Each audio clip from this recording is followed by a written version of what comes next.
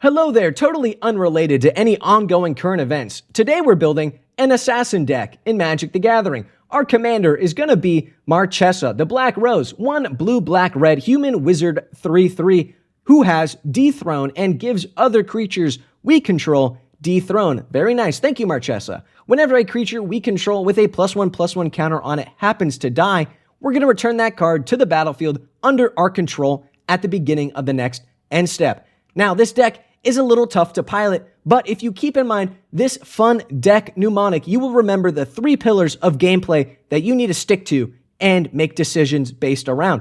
The first one is deny, then we need to dispose, and finally dethrone. If you keep these 3 pillars in your mind while playing the deck, you will be A-OK. Now, of course, Marchesa is blue, so we're going to run some counterspells to deny, like negate, or flare of denial, or arcane denial, because at the end of the day, it doesn't matter how much mana you pay me per month. If it doesn't profit my board state, I'm fully free to counterspell you, and that's just the way it works. It's, the law, it's legal. So, of course, Marchesa is our assassin commander, so let's meet some of our fun assassins that are going to help us out in this deck. We have got Big Game Hunter, 1 black-black human rebel assassin 1/1. When they enter the battlefield, we're going to destroy target creature with power 4 or greater, and it can't be regenerated. There's a lot of big creatures running around these days. There's a high population, kind of like a 1% of creatures are power 4 or greater. You know what I'm saying? And so if they happen to be walking to a business meeting one day, we can always play a Big Game Hunter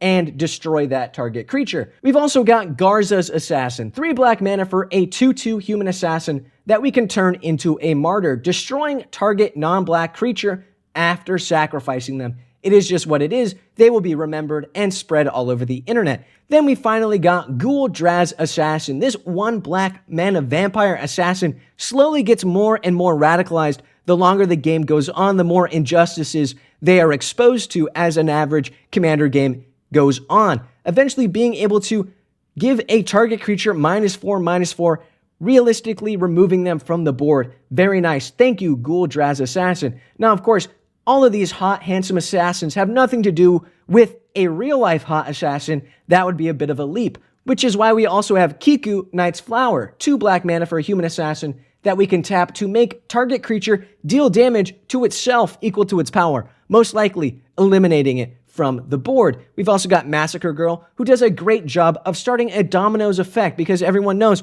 once the first one falls, most likely more will come. And that's just the way Magic the Gathering works, guys. Now, of course, it's finally time to talk about my favorite mechanic, Dethrone. And before we hop in, we need to talk about life totals, because that's what Dethrone is all about. Specifically, let's talk about your starting life total. Everyone starts with the same amount of life in Magic the Gathering. Sometimes it's sort of the minimum life total kind of thing, where everyone starts with a minimum of 40 life in Commander.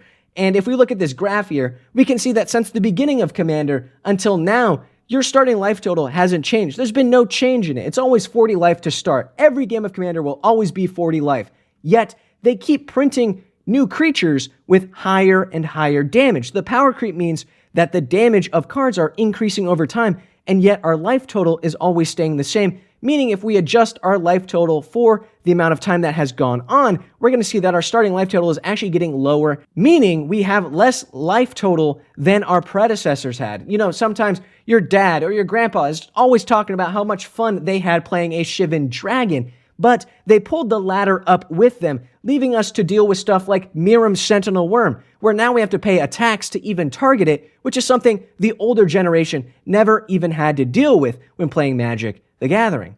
And speaking of older generation, let's talk about generational life totals. You see, sometimes life totals can be passed on from one game to another as players age and progress.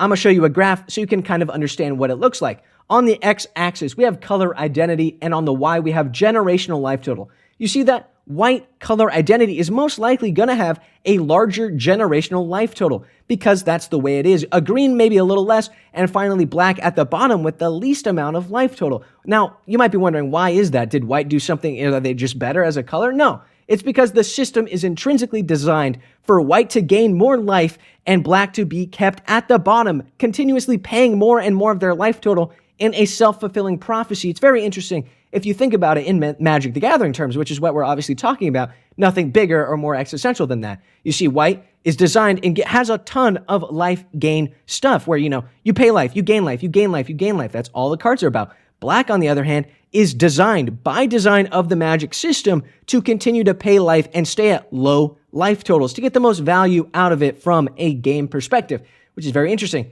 So let's talk about Dethrone yet again. Let's talk about some of the cards. Marchesa Smuggler. Very nice. Makes a target creature we control have haste and can't be blocked. That's good because it's going to give us that Dethrone. Now they can't even block us. You know what I mean? No matter how hard they try, eventually some of us are going to slip through the cracks. We've also got Treasonous Ogre, where we can pay some of our very own hard-earned life to add mana to our mana pool, which is good because this lets us share a little bit of the pain and the aggression that is felt by other decks with lower life totals to start with. And it has Dethrone, very nice, very cool. And finally, Scourge of the Throne lets us continue to go after the player with the most life, because whenever it attacks, we're going to get an additional attack phase after this, thankfully, with Scourge of the Throne. Thank you so much. Now, we are incentivized by these cards to attack the life rich, if that makes sense. Sort of attack the life rich is sort of the best way of putting Dethrone.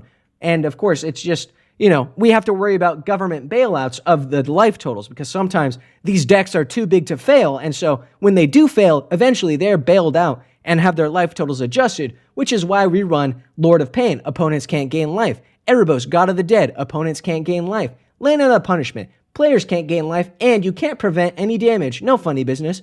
Sunspine Lynx. Players can't gain life. Damage can't be prevented. Rampaging Ferocidon. Players can't gain life. And of course, Giant Cindermaw. Players can't gain life. This is just to help equalize the battlefield. Make sure everyone is playing with equity, life total equity, because it's not about equality, it's about adjusting for the fact that white has a lot of life gain methods and some of the other color identities do not. That's part of the game, that's part of the fun. Okay, it is what it is. Now, Enraged Revolutionary. This has nothing to do with anything besides the fun name, right? I'm just saying, he's a human warrior. He's enraged about it. Then we've got Uncivil Unrest. That sounds very interesting. It's sort of like there's a bunch of civil unrest going on. And it's giving creatures we control riot. That would be crazy. No one would riot, I guess, sometimes, but it's also very good with Marchesa, low-key. And finally, Unstoppable Slasher. It's sort of like even if you stop him, he's going to become even stronger. He's going to come back as a martyr. Or even if you remove one, he's going to come back later. It's sort of like a Joker kind of thing where you can stop one, but you can't stop them all. It's like a movement. It's a fun card. I love Slasher. Very good. It helps reduce that life total. It's very good. Now you're wondering, how about winning with this deck? Let's talk Marchesa of the Black Rose. She's got Dethrone and stuff with +1 counters dying gets returned to the battlefield. So, Flayer of the Hatebound goes basically infinite. He dies, comes back with a +1 counter because of Undying. Then he dies again, comes back from Marchesa. Then he dies again, comes back with Undying. Bing bada boom, infinite cycle there. Just you have to wait every end step. But when he enters, he does 4 damage to any target, which is nice. You can also run Thran Vigil. It gives a +1 counter onto a target creature we control when something leaves our graveyard during our turn. So that might not be every turn if stuff is dying with Marchesa. It is what it is. Marionette Apprentice does a little bit of ping damage over time, slowly whittling our opponents down using stuff like Legislature and whatnot. Very good. And finally, Puppeteer Click is how we kind of do some fun stuff where we kind of play their own, give them a taste of their own medicine, getting stuff from their graveyard and putting it onto our battlefield, showing them that, hey, what you have should belong to us sometimes. You know what I mean? It is what it is.